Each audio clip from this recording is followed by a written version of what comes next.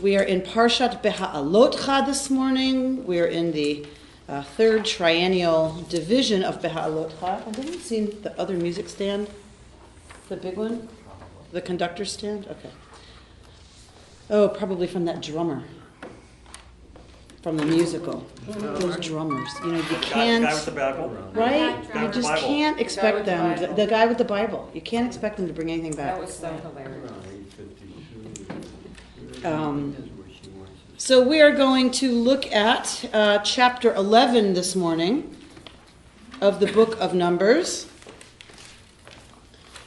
affectionately known by many of our scholars as Sefer Kvetch. And there's an interesting parallel between a lot of the stories in Numbers and the book of Exodus. An interesting parallel between the issue of water and quail and, you know, the kinds of complaints. What's fascinating is in the book of Exodus, those usually result in God answering the people with what they are needing or complaining about not having. And in the book of Numbers, it doesn't seem to go quite that way, as we're going to see this morning. So chapter 11, verse 1. 854 in green. 854 in the Women's Torah Commentary. 827 in Eitz Chaim. 827 in the red. All right. Does somebody want to begin at 11:1?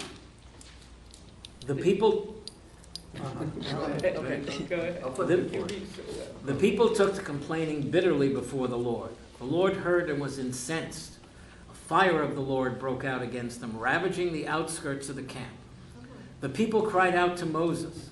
Moses prayed to the Lord, and the fire died down. The place was named Taberah because a fire of the Lord had broken out against them. The riffraff in their midst felt a gluttonous craving. And then the Israelites wept and said, "If only we had meat to eat. We remember the fish that we used to eat free in Egypt, the cucumbers, the melons, the leeks, the onions, and the garlic. Now our gullets are shriveled. There's nothing at all, nothing but this manna to look to." What is the Hebrew for riffraff? We're going to talk about that. Oh, good. So go on and just finish out that part of the Now manna. the manna was like coriander seed, and in color it was like delum. The people would go about and gather it, grind it between millstones or pound it in a mortar, boil it in a pot, and make it into cakes. It tasted like rich cream. When the dew fell on the camp at night, the manna would fall upon it. Okay. So we're in the wilderness, right? And Vayhi ha'am kemit onanim. So they begin to lehit onain, a reflexive verb that's like, it means more like nagging, right? So like a great dog trainer once said to me, if you give a dog a command more than once, you're nagging, right? Like it's not experienced in a good way. Like it's, you know, just to kind of repeat something. And lehit onen is also kind of like this, like to mumble, to grumble, to, you know, you get the image of saying it under your breath, you know, just kind of, I can't believe, you know, right? Doesn't reflexive mean like to themselves? So one, yeah. Right, like one does it to oneself. Yeah. So it's almost like talking to oneself. So almost like complaining with no point, right? It's not like, gee, it's hot in here. That might be followed by, oh, let's get Rod back in here to change it. It's, I hate it when it's so hot outside and I have to come here and I have to put on long sleeves and a jacket, right? It's just that kind of, you're doing it to yourself. There's just no purpose to it, right? Mother. Not solution-oriented. It's not solution-oriented. Exactly. Oh, that's perfect. So we don't know what the word ra exactly goes with. You could put it with mit onanim, right? So it's kind of evil, bad, wicked, grumbling. Or it's ra be'oznei Adonai. It's evil in the ears of God, right? That their complaining is experienced by God as ra, as just mean, right? Just wicked. Vayishma Adonai. And God heard. That's usually a good thing, right? When God hears. Because usually what you're offering is a supplication or a prayer, right? when you're heat onaning, right? And God hears, not a good thing. Vayichar apo, God's nostrils flared. Right? When God's nostrils flare, Oh boy. not a good thing. Right? Vativ ar bam. Right? And God is absolutely incensed and sends boer to burn, right? So God causes esh, a fire, to burn. But tochal b'kitzei hamachaneh, and it ate the edges of the camp. Let's hold off on what that might mean until we look further at what's going on. Vayit'ak ha'am el Moshe. So now that the fire is consuming the edges of the camp, now the people cry out. To whom? Moshe. To Moshe. Right? They cry to Moshe. Vayitpalel Moshe el Adonai v'tishka'ah ha'esh. And what does Moshe do? The consummate prophet, right? Always dealing with interceding on behalf of the people. If he knows it's coming, he tries to mitigate it. If he doesn't know what's coming, as in this case, he doesn't seem to know what's coming, then he prays. For he intercedes on the people's behalf, and it is effective. What's interesting is that it always works, right? It always works. And it seems, we've looked at certain texts where it seems that God is inviting Moshe's intercession, right? When God says, step away that I might destroy them. What? Moses doesn't have to step away for God to destroy the people if that's what God wants to do. God can send a lightning bolt that strikes them where they are. So God seems to be inviting Moshe in that text to challenge God, right? To do his job, which is to intercede for the people, which might inform something about our story. So hold that. So Moshe prays on behalf of the people. It works. And the fire, right, diminishes. It dies down. Vayikra Shem Hamakom Hahum Tiva'era. And they called that place Tiva'era, right? Because Ba'aravam Eish Adonai. Because God burned them up with fire. Ve'ha'asaf Suf. This is the word riffraff. Asaf Suf. Asher Bekirbo, that was in their midst. Hit Avu Ta'ava. They literally, I'm going to translate it literally for a reason, because it's a great commentary that I heard. Hit Avu Ta'ava. They craved a craving. Right? Vayashuvu. So they craved this craving, and they. What does your translation have for vayashuvu? Wet free. Vayashuvu vayivku. So they did something and they wept. Gam b'nei Israel, also the people Israel. As soon as we see this, also the people Israel, the Asaf Suf must not be the people Israel, right? We're told that the Asaf Suf was part of the Erev Rav, the mixed multitude that went out of Egypt. It seems that is who's starting the business of mumbling and grumbling and complaining. It could be Israel. Because, and then it's catching and the Israelites start. Right? So they are not immune. But it seems the Asaf Suf, the riffraff among them, started it. So some commentators go to your question of what is this riffraff, Asaf Suf? We are not sure. It could mean the Erev Rav, the folks who kind of availed themselves of the opportunity to leave with the Israelites.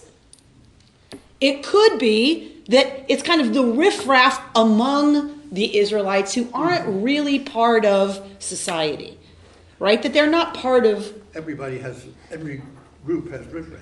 Every group has riffraff that kind of puts itself where? At the edges.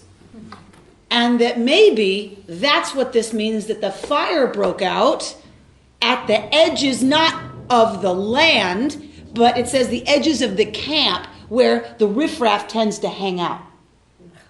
Right? They don't like to be usually in this. They want to be off somewhere where they can do what they're going to do and not, Outside of the box. right, outside the box. Suburbs. Like Sunset Mesa. Right, the outskirts, right, where there's a little more freedom to do what they're going to do that the rest of the population might not be so happy about, right? You know, we all know somebody who, no matter what context you put them in, is going to jump the fence and find a way to find the worst, right, of wherever they go, and that's at the edges of kind of acceptable, normative society. So we have our own understandings of what that might mean for people who have been marginalized. That this is different, right? These are people who have, by their own behavior, if you translate it that way, they've made themselves riffraff, or it's because of their circumstances or whatever, but they are not a positive influence on the people. So in either case, it's not the whole people, but this riffraff, whatever that means, and Bnei Israel pick up on it. The people of Israel pick up on it, and what do they say? Mi yachilenu basar. Oy, if only, right?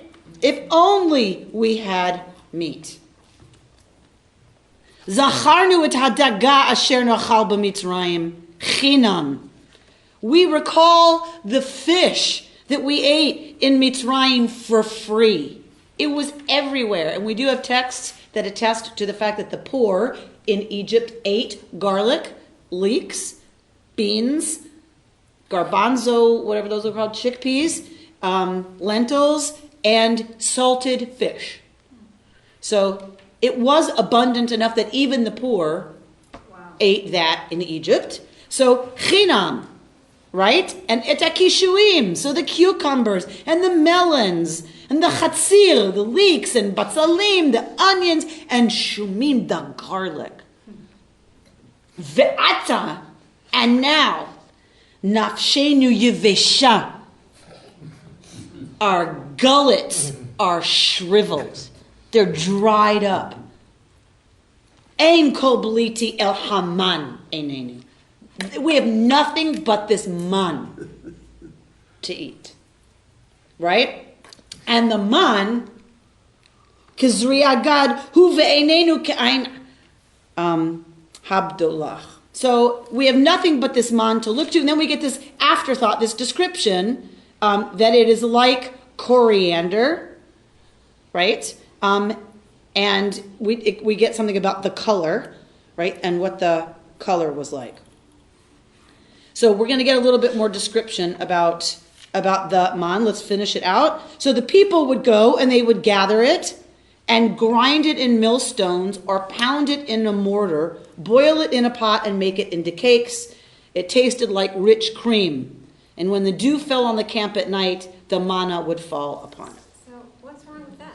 So what's wrong with that? That sounds delicious. Something that you can either boil Well, they're tired. or just eat like it is, meaning it's not that it can only be served one way, but clearly They're bored. they're bored. But so let me ask you this. So the sin is the complaining? So the rabbis say, what is the sin exactly? Lack of gratitude? Like this complaining and So the rabbis look at exactly what they say. If only we had meat to eat. What do they have with them? What? Ha! Ha! Ha! Well, the sin comes slightly later. This sets Hang on. up the sin. They have flocks. So they have meat. So the rabbis say if they have meat, what are they complaining about? This fish, consider it meat, consider it a protein, right? They got in Egypt, chinam, free. We didn't have to kill our expensive goats in order to eat protein in Egypt. But now we would have to pay a lot of wealth, meaning your flock is your wealth. We'd have to sacrifice that literally, right, to eat meat now. That they're complaining that they're not getting it for nothing. But the whole concept of That slaves sounds typical. getting something for free is ridiculous. They're slaves.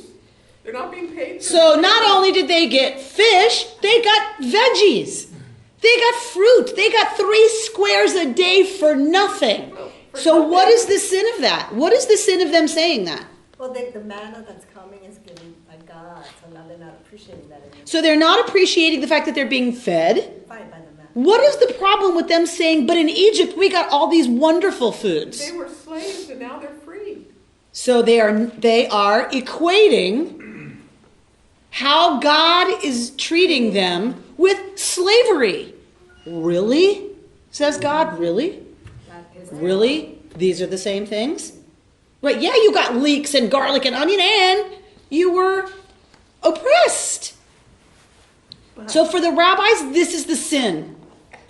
And they point to this cravings and say their sin was not craving meat. Nowhere does it say they craved meat. What does it say? They craved a craving. Well, they were displaced people.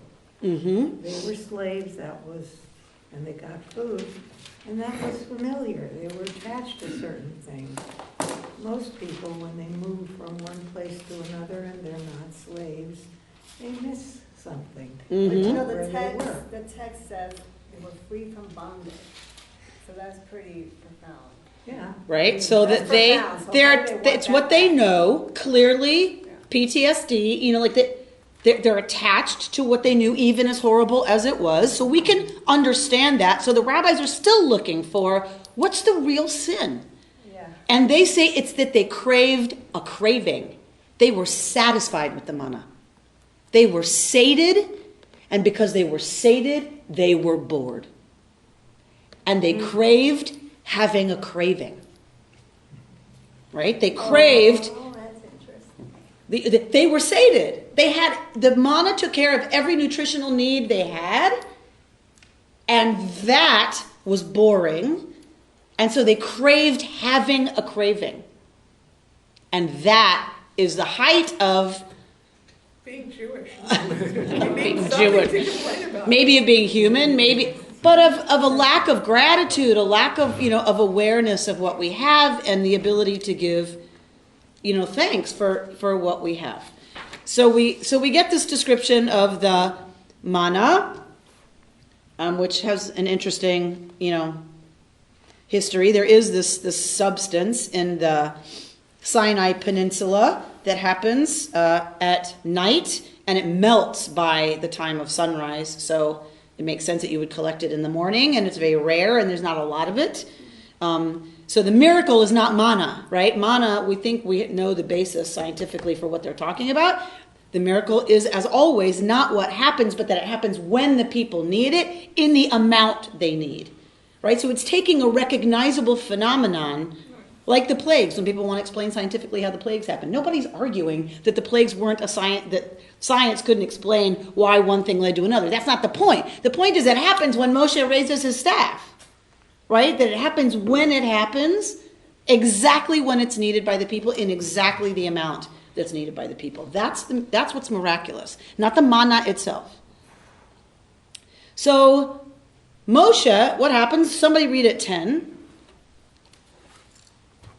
Moses heard the people weeping, every clan apart, at the entrance of each tent. Adonai was very angry, and Moses was distressed. And Moses said to Yud-Heh-Vav-Heh, why have you dealt ill with your servant? And why have I not enjoyed your favor, that you have laid the burden of all this people upon me? Did I produce all this people? Did I engender them, that you should say to me, carry them in your bosom as a caretaker carries an infant, to the land that you have promised on oath to their fathers? Where am I to get the meat to give to all these people when they whine before me and say, give us meat to eat? I cannot carry all these people by myself, for it is too much for me. If you would deal thus with me, kill me rather, I beg you, and let me see no more of my wretchedness. Okay. This is not good. Right? This is really not good. So the people are complaining. in a way that is likely to bring down the wrath, right, of God again. And Moshe hears, what does Moshe hear? He hears the people weeping, right? Literally, lemishpachotav. Each person with his family. Meaning it's universal now. Every tent has somebody at the entrance complaining. If they're at the entrance of the tent, what does that signify? They represent the tent. And why does it matter that it's at the entrance? That's what you're going to hear if you go inside. That's what You can they're not see even. them. You can see them, and they're doing it. If you're at the entrance of the tent, presumably you're not facing in. You're facing out. It's now a public, defiant, right? It's now a public demonstration, but everybody's still in their tent, right? So, but it's public now. It's become open and defiant. And God was very angry. So what happens when God gets very angry with the people, right? Really bad things. So Vayichar af Adonai, God's nostrils flare. Same thing we had happen just a minute before. Uve'enei Moshe ra. And in the eyes of Moshe, ra. It was wicked. What was wicked? What was evil? What was bad? Weeping? Either the weeping or God's reaction. God's reaction. Does Ra have anything at all to do with the Egyptian Ra? No. In our case, no, but if you would like to make a case for the word in Hebrew being evil, being the name of one of the gods of Egypt, bivakasha, I would look forward to reading that dissertation. I think it's interesting. So what you'd have to do in your research is find out how early the word Ra appears in the pre-Hebrew of Ugarit and Samaria and Akkadian, and how early it appears as a god of Egypt. Yes? It'll take 3 years. Go for it. And I look forward to reading it. So it's a long weekend, exactly. You get a head start. You know, Rabbi, Want it by So- Friday. Pause for question. Right. So maybe it's the weeping that Moshe understands as Ra. Maybe it's God's reaction. Maybe it's what Moses is about to say. The thing that Moshe sees as Ra is what he's about to say, meaning his fed upness, meaning his state. Right. It can refer to Moshe's own state. In any case, it seems Moshe has had it. This is one of the only cases we see of Moshe failing to be an intercessor for the people. Because he's disregarding what they're saying, now he's making it about him, you're saying? God's nostrils flare, and Moshe is supposed to go, wait, don't. Remember this people that you took out of Egypt. They're your people, right? What will people say if you destroy them now? We know they're ungrateful, but they're slaves. That give them a break, right? Moshe intercedes. And Moshe fails here to intercede on behalf of the people. Not only does he fail to intercede, but he has a meltdown. Right? Vayomer Moshe el Adonai. And Moshe says to God, Lama hareota le'avdecha. Why have you been evil? Here's that word ra. To your servant. Why have you been bad? Why have you been wicked, mean, evil to your servant? Vilama lo matzati chen be'einecha. Why have I not found favor in your eyes? Right? What is he talking about? Lasum.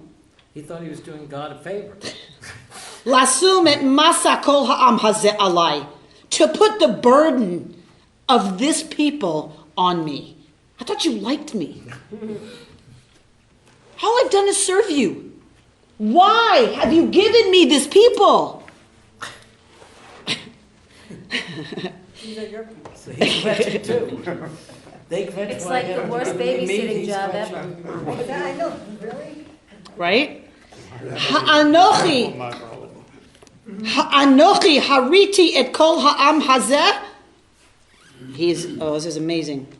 Did I conceive this people? I don't know what y'all's translation was, but it was not nearly as cool. Well, that's Produce. what this Right. is here in the Eitz Chaim. Is conceive? Yes. Good, because this is... So the women's commentary, this is a whole section they've Right. changed. Did I produce? They say produce. Produce, come on. This is about the word to get pregnant. Oh. Did I get pregnant with these people? Right? Did I bear them? That you should say to me, carry them in your bosom as a nurse carries a baby to the land that you've promised their ancestors? Meaning, they're not mine. Whose are they? They're yours, but not in the way it was at Sinai where Moshe says, they're your people. Don't hurt them. Right? Now it's flipped. And Moshe is like, did I get pregnant with these people? Did I give birth to them? No. Why should they be my problem? They're your problem. So what does he say? Where am I going to get basar to feed all these people? As they whine and fetch before me and say, give us meat to eat. Lo uchal anochi levadi laseit et kol ha'am hazeh. I cannot by myself carry this people. He's done. Ki kaved mimeni. It is too heavy for me. Been there. Been Like, there. relates to this guy. I mean, I've never been there with the Jewish people, ever. Ve'im kacha. And if it's going to be so, essentially, at oseli hargenina. Kill me, please. Right? Kill me. Drama queen. If I have found favor in your eyes, right, that I might see no more of my evil, of the right, of the wrongness, that of my wretchedness, right? It's tough to be a leader. It is tough to be a leader. And Moshe completely loses it here. Completely. So the commentators all point to the fact that Moshe is saying, I can't do it levad, by myself. What does he seem to be asking for? Help. From whom? From God. And he gets it. And he gets it. he's setting him up. But not exactly from God. So this commentator, in a very long excursus, Milgram, at the back of my book, has a very long discussion of this piece and says, this is Moshe's sin.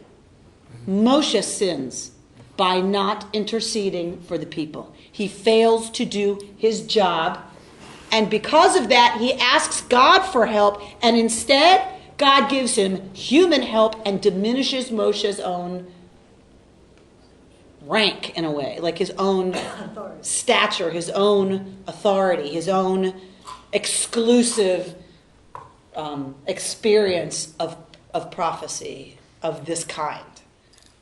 I'm not saying I agree. I'm saying it's an interesting reading that Moshe fails in the eyes of God to do his job.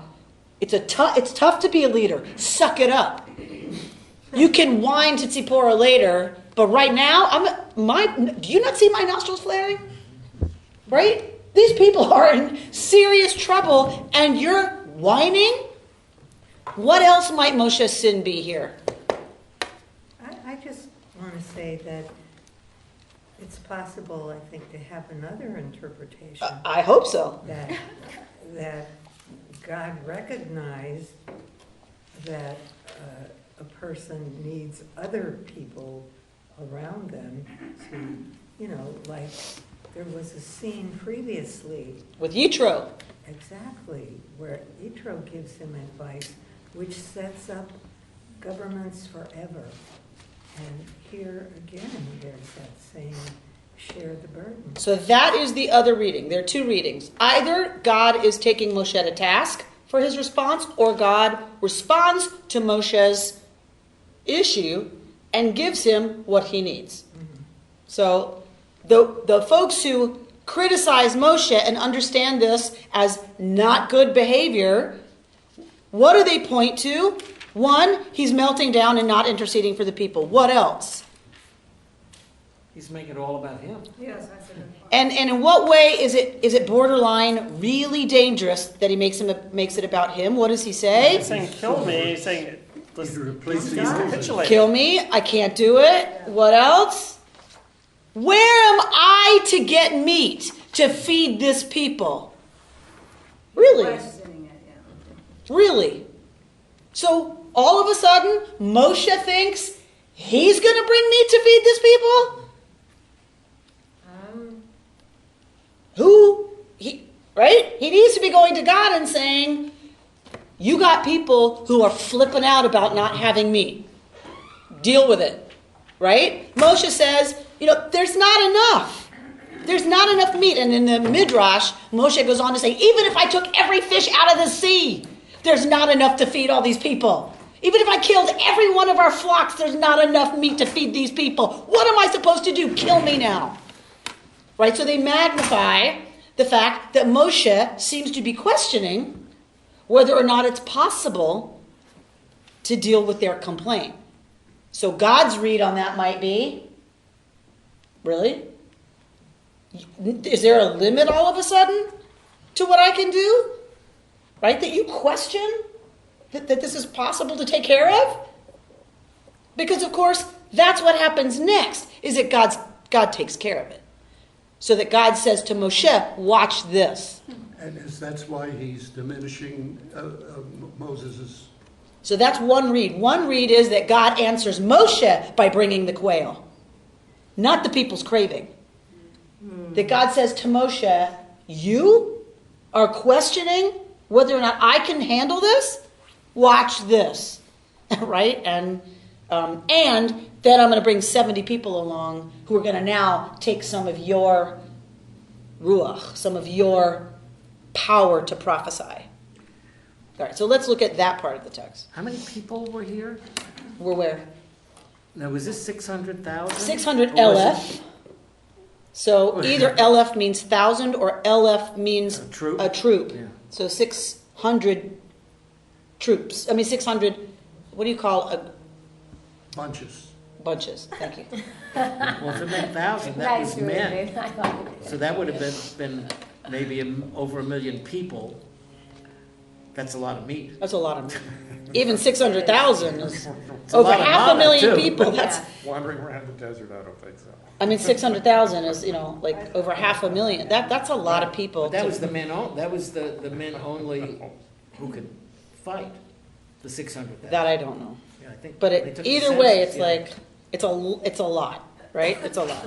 All right, so what does God answer? Look at somebody read it, verse 16. Then the Lord said to Moses, gather for me 70 of Israel's elders, of whom you have experience as elders and officers of the people, and bring them to the tent of meeting, and let them take their place there with you. I will come down and speak with you there, and I will draw upon the Spirit that is on you, and put it upon them. They shall share the burden of the people with you, and you shall not bear it alone. And say to the people, purify yourselves for tomorrow, and you shall eat meat, for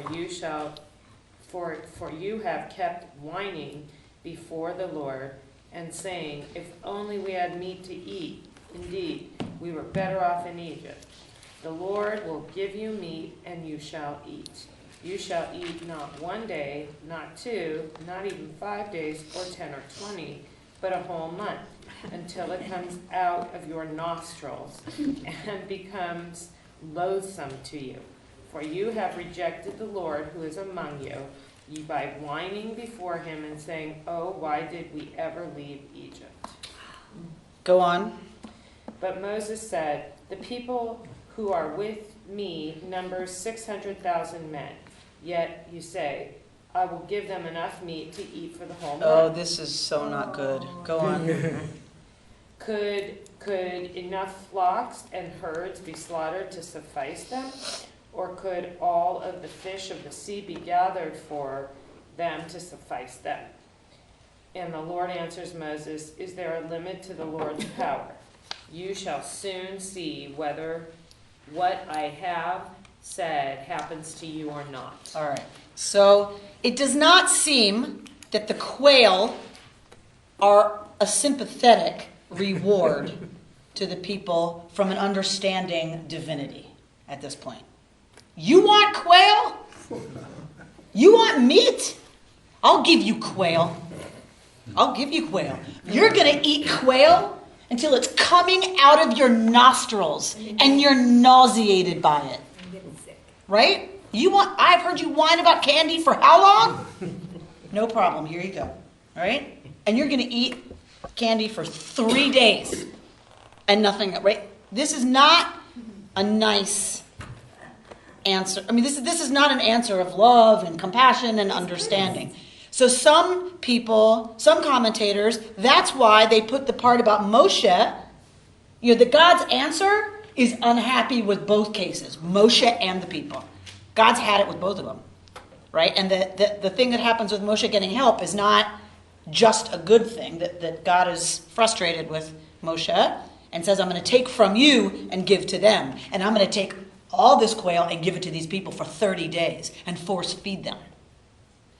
So this is like, all right, so we're now at verse, where were we? 16. So 70 of Israel's elders, of whom you have experience as elders and officers, bring them to the tent of meeting, and they're going to take their place with you. I will come down and speak with you there, not with them. Right? Moshe's still the only one that God is speaking with. And I will draw from the Spirit that is on you. Ruach is the word used here. Wind, Spirit. Right? This is what pushes the waters apart for them to go through. Right? This is that aspect of God. Wind, Ruach. So I will draw from the Ruach that is on you and put it on them. And they shall bear the burden of the people with you, and you won't be alone. You don't want to be alone? No problem. I'll take from you and give to them. Other commentators who read it like Sarah say, a candle lighting other wicks does not diminish the light of the candle. Right? That you can share from a source without it diminishing the original source. But on the other hand. But on the other hand. If the board takes authority from the CEO and gives it to some of its subordinates, it changes the dynamic drastically, doesn't it? Sets the tone. And then says, and say to the rest of the people, so that's what's happening with the 70 elders, say to the rest of these people, purify yourselves and you shall eat meat all right. Is there any significance that you have to purify yourself? So that's an excellent question. So hit kadeshu, right? It's a reflexive verb that they should sanctify themselves, probably because God is getting ready to make God's self manifest in some way, that they need to be ready to encounter that. So remember Sinai? They had to bathe and purify themselves and abstain from intercourse, right? And all those things in order to purify themselves to have the experience of God's presence on the mountain and that experience of revelation. So we don't know if it's like that it's going to be a miracle, right? Or exactly what it's about, but it also precedes a sacrifice, that you sanctify yourself before making a sacrifice. You're offering a sacrifice. So it's unclear exactly why in the quail episode they need to sanctify themselves. And so God enumerates what God is upset about, right? If only, you're saying you'd be better off in Egypt. Really? You'd be better off in Egypt? All right, you're going to have meat, and it's going to come out of your nostrils. For you have rejected Adonai who's among you by whining before God and saying, oh, why did we ever leave Egypt? Right? What is ungratitude? What do you call ungratitude? Ungrateful. Ungrateful. Yeah, whatever the noun of that is, right? The ingratitude of the people is infuriating, right, to God. The English translation doesn't capture the nostril connection. It Which doesn't. you brought out God's before. nostrils flare, and God says, I'll give you meat. That's a problem right there. It'll come out of your He's giving nostrils. you so much, you know he's pissed. Out of the When flaring does of he God's say, "I'm nostrils, gonna God's give going you to give it to what's you Yeah, till it's coming out of yours. that's a problem. Right. It's not good. So then Moshe really messes up, right? And says, have you seen how many people are here? Have you seen how many people are here? Like, where are we going to get that kind of meat? If I took all the fish from the sea, it wouldn't be enough. So you got to imagine at this point, God is not pleased, He's pissed. right? So God says to Moshe, is there a limit to my power? You shall soon see whether what I have said happens to you or not. All right. So 24. Moses went out and reported the words of Adonai to the people. He gathered 70 of the people's elders and stationed them around the tent. Then, after coming down in a cloud and speaking to him, Adonai drew upon the spirit that was on him and put it upon the 70 representative elders. And when the spirit rested upon them, they spoke in ecstasy, but did not continue. Go on. 2 of the representatives, one named Eldad and the other Medad, had remained in camp, yet the Spirit rested upon them. They were among those recorded, but they had not gone out to the tent, and they spoke in ecstasy in the camp. An assistant ran out and told Moses, saying, Eldad and Medad are acting the prophet in the camp. And Joshua, son of Nun, Moses' assistant from his youth, spoke up and said, My lord Moses, restrain them. But Moses said to him, Are you brought up upon my account? Would that all Adonai's people were prophets, that Adonai put the divine spirit upon them. Moses then re-entered the camp together with the elders of Israel. All right. So Moshe goes out and says to the people what's about to happen, right?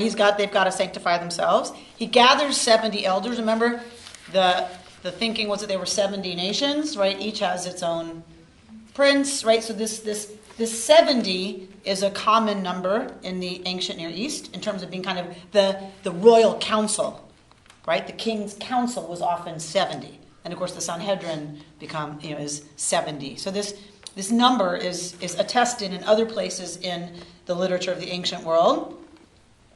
So, and in other biblical references as well after the Pentateuch. So Moses goes out and he gathers 70 of the elders and stations them around the tent. God comes down in a cloud and speaks again, only with Moshe, and draws upon the Ruach that was on Moshe and put it on the 70 elders. And when the Ruach rests on them, what does your translation say? They spoke in ecstasy. They spoke in ecstasy. Okay. When the Ruach rests on them, the Hebrew is Vayit Nab'u. Lehit Naveh. From the word Navi. The word is Navi, prophet. Lehit Naveh is not to prophesy, really. It's to behave as a prophet. So it indicates a behavior, not prophecy.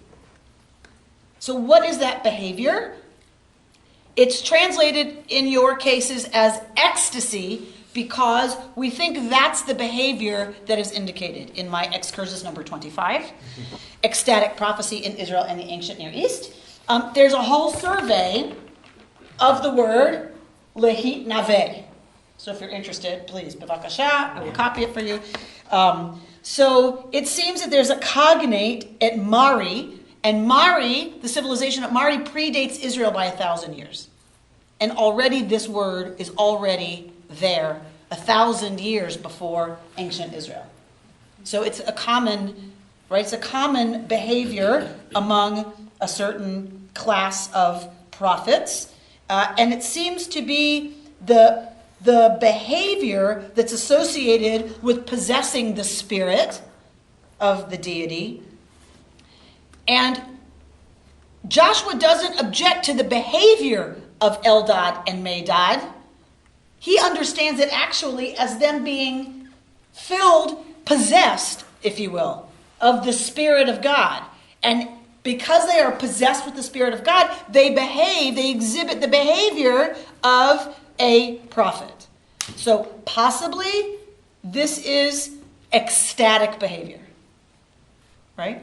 So think of a trance, think of music that induces ecstatic behavior. These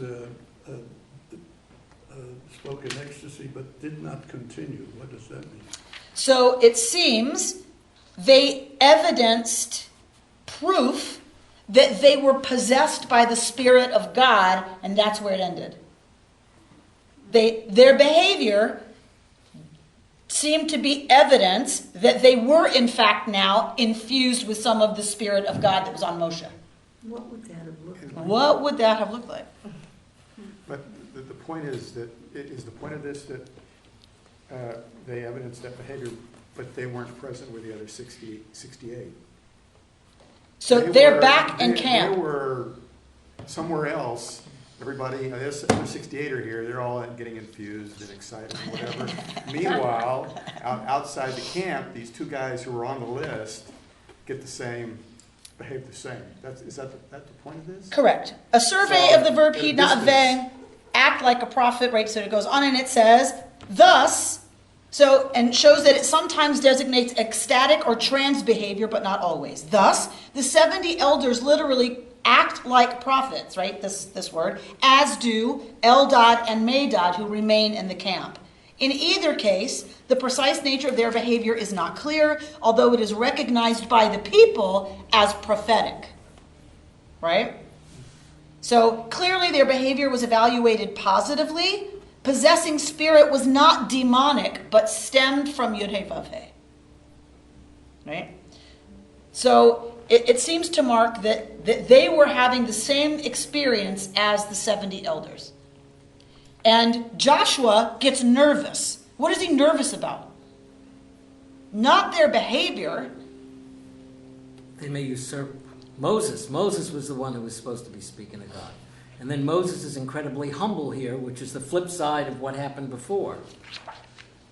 So he's worried, Joshua's worried for Moshe, that if these guys start hitnaving, that it's going to somehow be a challenge to Moshe's authority.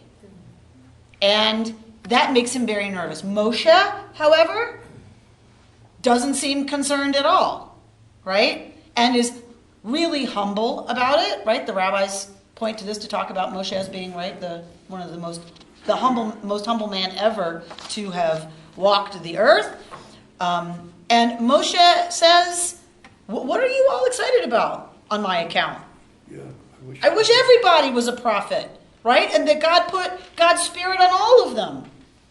And Moses then re-enters the camp together with the elders of Israel. That seems to be the end of that part of the story. Let's go on to 31 and close it out. A wind from the Lord started up, swept quail from the sea, and strewed them over the camp. About a day's journey on this side and about a day's journey on that side, all around the camp and some 2 cubits deep on the ground. The people sat together in quail all that day and night and all the next day. Even he who gathered least had 10 homers. Oh my goodness. And they spread them out all around the camp. The meat was still between their teeth, not yet chewed, when the anger of the Lord blazed forth against the people, and the Lord struck the people with a very severe plague.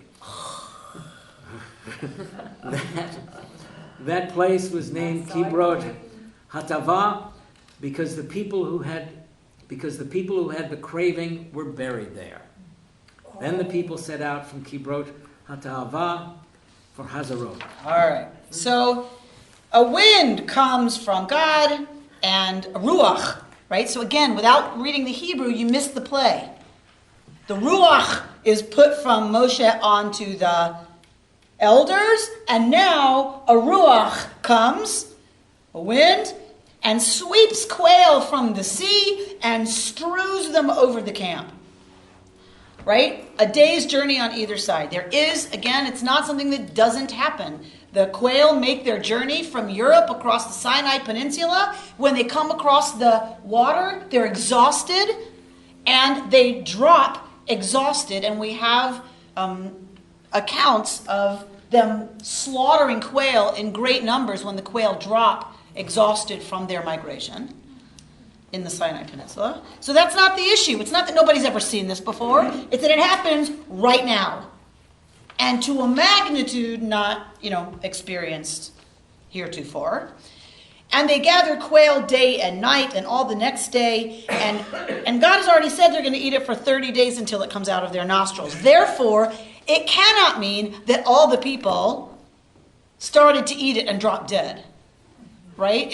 It seems, given the closing sentences, is that the folks who started this business, right, who craved the cravings in the original scene, that they're the ones who, as they eat the meat, are struck by a plague and die on the spot, and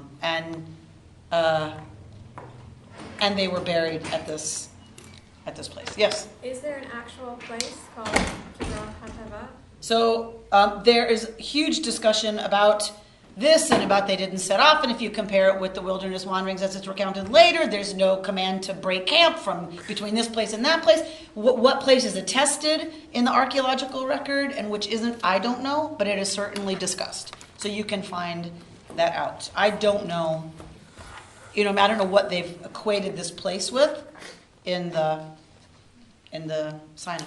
So this was very interesting. He brought all that quail to show them, I could do this. Now, I'm going to pay for it. Some of the rabbis say it was, or some of the commentators say it was to show Moses. Yeah. It was Moses God was answering, not the people. Right? Because Moshe's going, really? Really? 600,000 people? Really? Where are you going to get enough meat? Right? And so it's Moshe that God is answering. Rabbi, God's behavior here is strange because he created this entire situation, and why should he get angry when he sees them doing what he set up? Which is? Well, he provided all this meat, insisted that they eat it, and here that they're doing it, and why did he get angry? So it would seem, the only way really to make sense of it is that it was the original instigators that God eliminates. God has not forgiven them. That riffraff that was complaining and stirred up this whole business, God has not forgiven them and kills them as a result. Sarah? What do the words Kibbutz Hatava actually mean? How do you translate those words? So kever is a grave. Oh, right. So this is one of those stories about how the elephant got its trunk. Why is that place called Grave of craving. grave place of Hatava, right? Craving. Craving. Because Graves in of Yiddish, craving. they borrowed taiben, Taiva. and that's, Kivrot Hatava, the graves of the craving, yeah. is what it actually means. Now, is there such a place? Likely something like that, because often these are stories that explain how that place got its name. We don't know. But the grave site of the craving was because this whole business happened there. And then they set out for Chatzirot. I can look at my notes and see if they say what this place is. Hebrew, hata'ava, hata'avim, is a verbal reference to the riffraff who felt a gluttonous craving, implying that the main body of Israelites escaped punishment. That's all I have on the name of the place. All right. So let's... Well, the ones who had the craving were the riffraff. So Nachon. They were the ones who started this whole business, right? All right. So let's look at...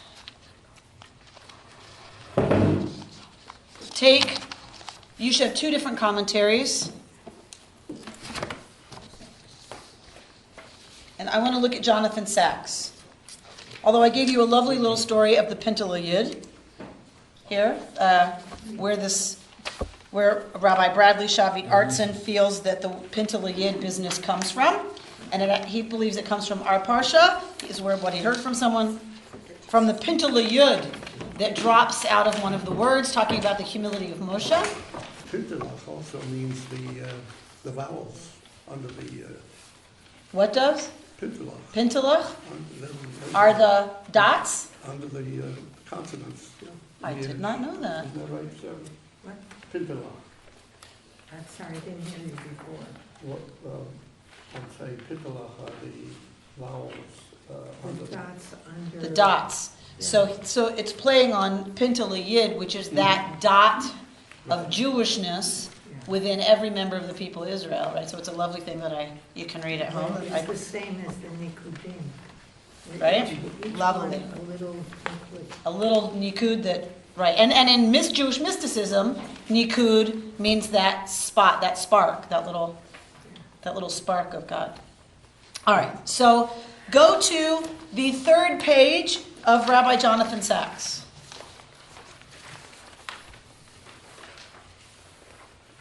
And it begins, Moses never was that kind of leader, right? You can read the rest of this at home. Go to the second paragraph. what page? It looks like this. The first word on that page is Moses never was. The last page. Okay? So go to the second paragraph. Moses, though, seems to have felt that the leader must do it all. He must be the people's father, mother, and nursemaid.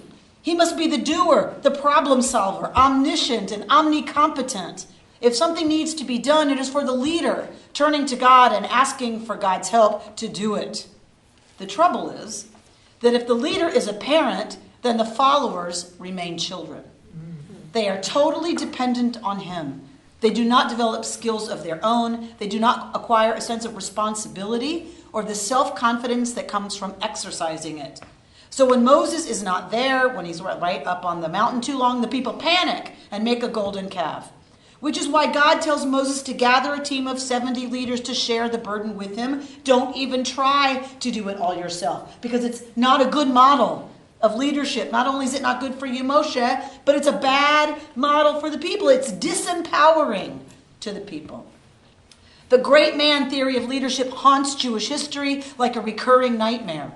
And then we get some examples of, right, Samuel warning the people and Solomon, and then the splitting of the kingdom, the success of the Maccabees, but then the Hasmonean kings become Hellenized and how bad that thing goes, drop down to the very bottom.